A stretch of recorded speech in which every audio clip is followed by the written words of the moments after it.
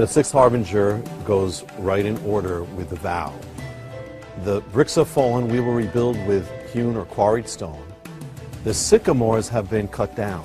So when the Assyrians came into the land, they didn't just destroy buildings or ravage cities, they ravaged the land itself. The sign here is the sign of the sycamore. The struck down sycamore becomes a sign of judgment.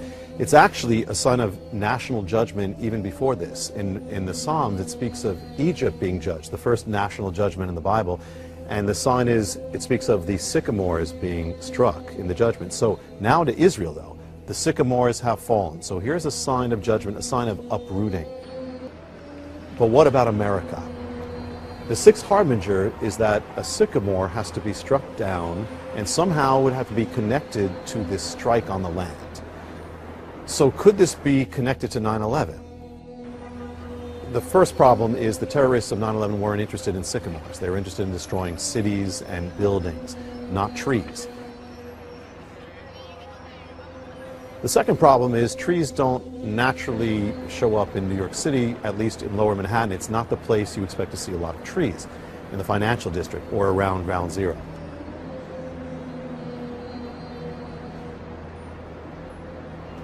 But the amazing thing, the uncanny thing, the very strange thing, but the precise thing, is that on 9/11, strange thing happens. As the last tower is falling, it sends wreckage, beams, into the air, and the objects go across and hit an object that is a tree.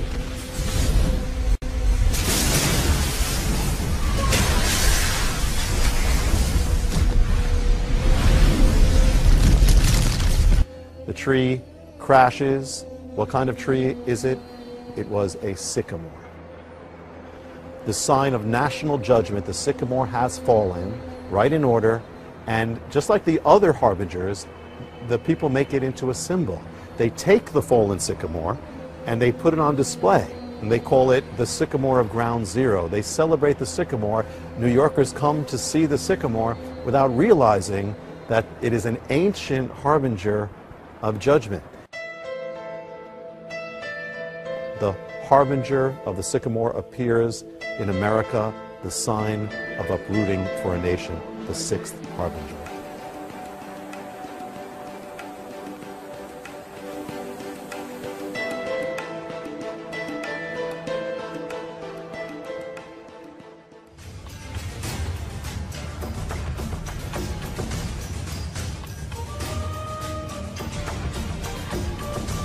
The vow continues. The sycamores have been cut down, but we will plant cedars in their place.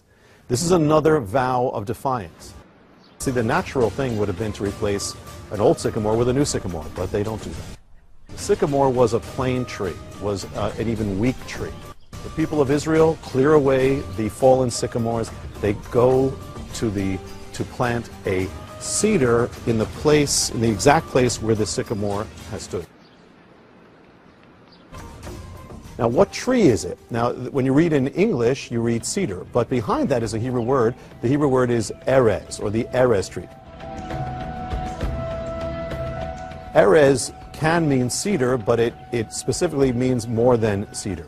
It means a conifer tree, or a coniferous tree, an evergreen conifer tree, a tree with pines or needle-like leaves. But most specifically, the most accurate translation of erez, we will plant an erez tree.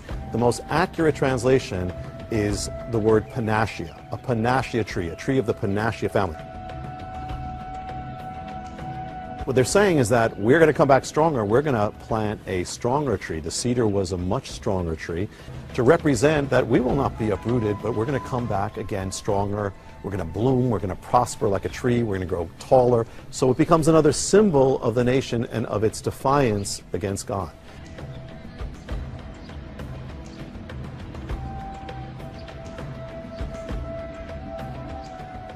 Could this happen? Would this happen in America? The seventh harbinger to be manifested. As we saw in the wake of 9/11, a sycamore was struck down.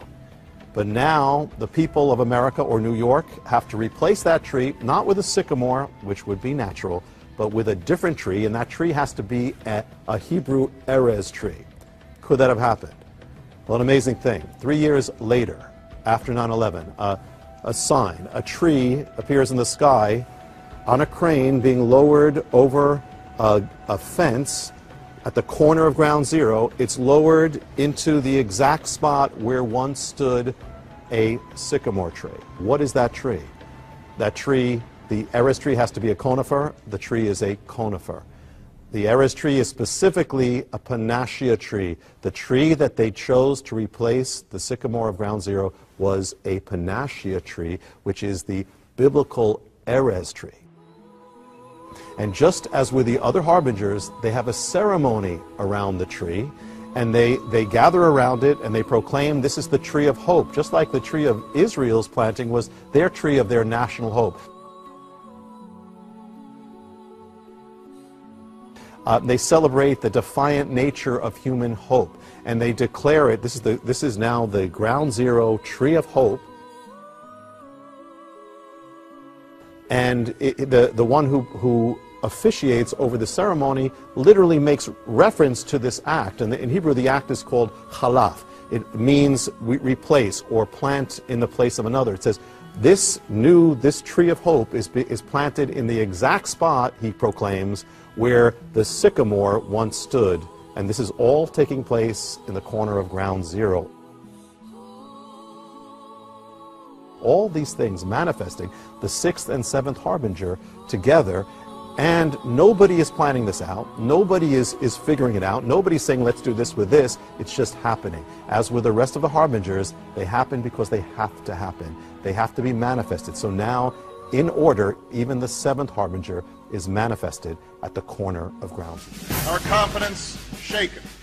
Though we are living through difficult and uncertain times,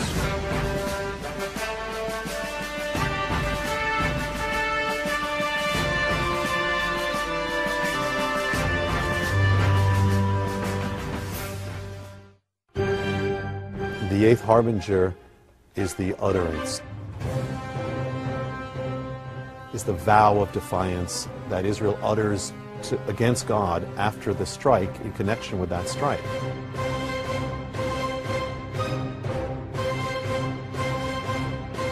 We're seeing that the harbingers actually determine not only the actions of people, the actions of American leaders, but also the actual words. And the people may have said that vow. We will rebuild, we will plant, we'll come back stronger. The people may have said that, but the leaders had to have said it, because it's only significant if the leaders say it, because the leaders determine the course of the nation. The leaders represent the nation. So the leaders would have to make the vow, and they're the only ones who really could authoritatively make it. We will rebuild, and let me just say the vow again. The bricks have fallen, but we will rebuild with quarried stone. The sycamores have been struck down, but we will plant cedars in their place.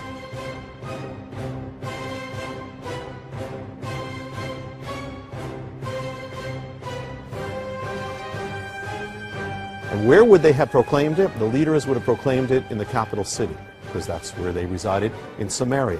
So, for the eighth harbinger to manifest in America, what has to happen is that an American leader, or a prominent American leader, would have to proclaim these words of defiance in a public setting in the capital city. Now, could this happen? Because what American leader in their right mind would be proclaiming a verse of judgment on the nation? Well, the amazing thing is, it happened. It would have to be linked to 9/11, because the words are linked to the strike of ancient Israel. So it has to happen in the capital, has to happen in Washington, D.C.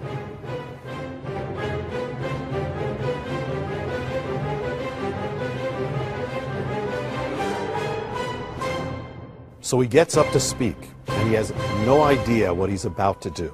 These are his actual words. He says this: "Good morning. Today, on this day of remembrance and mourning, we have the Lord's word to get us through." And these are the words. the bricks have fallen, but we will build with dressed stones. The sycamores have been cut down, but we will put cedars in their place. Out of some 30,000 verses in the Bible, he thought would be inspiring to his audience, he chooses the one verse that's about the judgment of a nation that has just received the first strike and the first warning to speak to commemorate 9/11. And not only does he say this, but he builds his entire speech around the ancient vow. His whole speech is a manifestation of the vow. He goes on to say this, "Let me show you how we are building and putting cedars in those three hallowed places." He goes on, "And in a place where smoke once rose, you and I, we will see that cedar rising." And he says yet again, And you'll see that while those bricks fell and the sycamores cut down, our people are making the cedars rise. It's mind-boggling. It's amazing that he would say this. He doesn't realize, because no one would say this if they knew what it was. And so he's speaking allegorically. He speaks of cedars and sycamores and stones as if it was a nice poetic symbol of America's restoration. He has no idea that there is an actual cedar or Erez tree that our people made rise. He has no idea that there's an actual sycamore tree that actually was struck down. He has no idea there's an actual gazit stone that we actually put up. Yet he proclaims it without knowing it. He is uttering the vow, and he's now making the ancient vow. He's transforming it now into America's vow, which is ominous because that vow was sealing the fate of ancient Israel for destruction. So the eighth harbinger, the vow, the utterance, is manifested in Washington, D.C.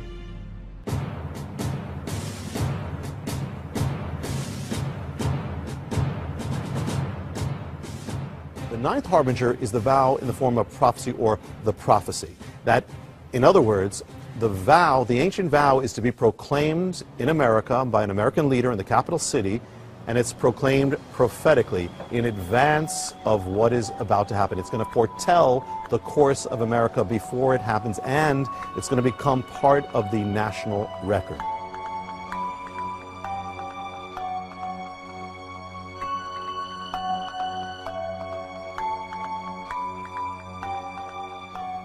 But there's more to it, because the vow of the ancient leaders of Israel was also prophetic, because they were speaking what would happen. They were foretelling the nation's course of defiance and judgment, and it becomes part of the prophetic record of the Bible,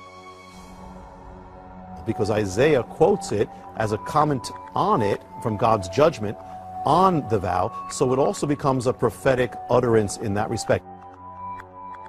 What leader in their right mind would do this, proclaiming judgment on America? But the amazing thing is, it happened. On the day after 9/11, in the capital city, on Capitol Hill, a national leader, a very high national leader, the Senate Majority Leader, Tom Daschle, he is the one who's appointed to bring America's response to 9/11. So this is prophetically important. This is going to be the nation's response to 9/11. And he's representing the Senate. The Senate is representing the people. And so he is especially appointed to bear this word. And so he comes up to present the response of the nation to 9/11. And he gives a speech. A symbol for 212 years of the strength of our democracy, and say that America will emerge from this tragedy as we have emerged from all adversity, united and strong. And what he does at the end of the speech was ominous. I know that there is only the smallest measure of inspiration that can be taken from this devastation. But there is a passage in the Bible from Isaiah that I think speaks to all of us at times like this. What is it? Then he proclaims it from Capitol Hill. The bricks have fallen down, but we will rebuild with dressed stone. The fig trees have been felled, but we will replace them with cedars. Here is the man appointed to give the nation's response, speaking in his capacity, representing the nation. He utters the words of ancient Israel. And he closes the speech with these words. He says this, That is what we will do. We will rebuild, and we will recover. That is what we will do. He's referring to Isaiah 9:10. He just said it. So this is mind-boggling. What he's saying is America's policy now, America's course will be Isaiah 9:10. And this is prophetic in so many ways. First of all, he doesn't even know, when he says this, he says the sycamores have been cut. He doesn't know that it actually happened on ground zero. The dust was still hovering over ground zero when they were discovering it as he was speaking. He doesn't know that there will actually be a stone that he proclaims, a stone will be laid at ground zero 3 years later. Stone will be laid at ground zero 3 years later. He doesn't know that the sycamore will be replaced by the Erez tree, but he proclaims it all in advance of it happening. He's proclaiming judgment on the nation from Capitol Hill on the very day after 9/11, that there would not be national revival in the wake of 9/11, but there would be national defiance. And this is an ominous, ominous thing. We're going to rebuild. We're not only going to rebuild, we're going to come out of this stronger than we were before. They should rebuild the World Trade Center, but make them stronger and maybe a story taller, and then we've won the battle. Because this is the official response of America to 9/11, and that actual response is Isaiah 9:10. It's in the Senate record. It is the ancient vow. How could this possibly become our response? It happened because it had to happen. The harbinger had to manifest, and so it did on the very day after the calamity, the 9th harbinger. All 9 harbingers manifested in precision, in exactness, harbingers of judgment. All the components of Isaiah 9:10, all the harbingers of Israel's last days before destruction have been manifested to America. But it doesn't stop there. The harbingers continue. In fact, they're going to affect everything, from the war on terror. ضد المحتلين ونحن نقنت عليهم كل ليل وكل سجدة إن الله يبيدهم وأن يمزقهم وأن ينصرنا عليهم. To the crash of the stock market. Let's talk about the speed with which we are watching this market deteriorate. We're red everywhere, essentially, down by 4 or 5%. We're down over 16%. Dow at the same time has fallen about 18%. The stock market is now down 21%. Because we're now down 43%.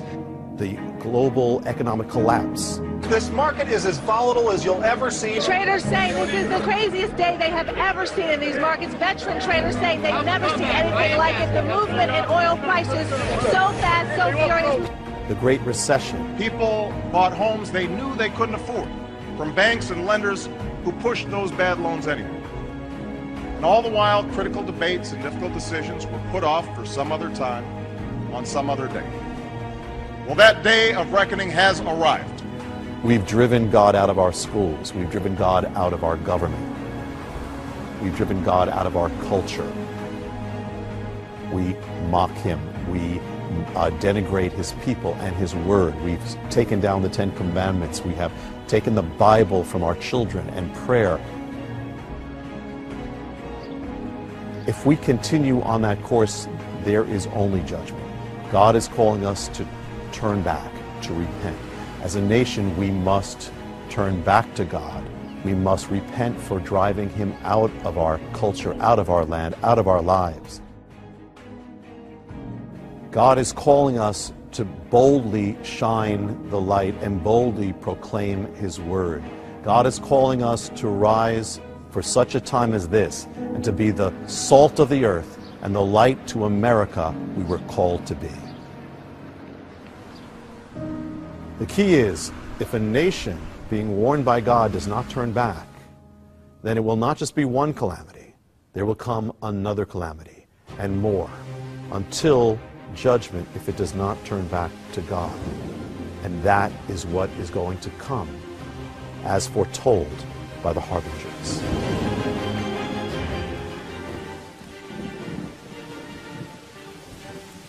The Harbinger is scary, but it's also a message of hope. It's God calling America, and it's God calling each of us.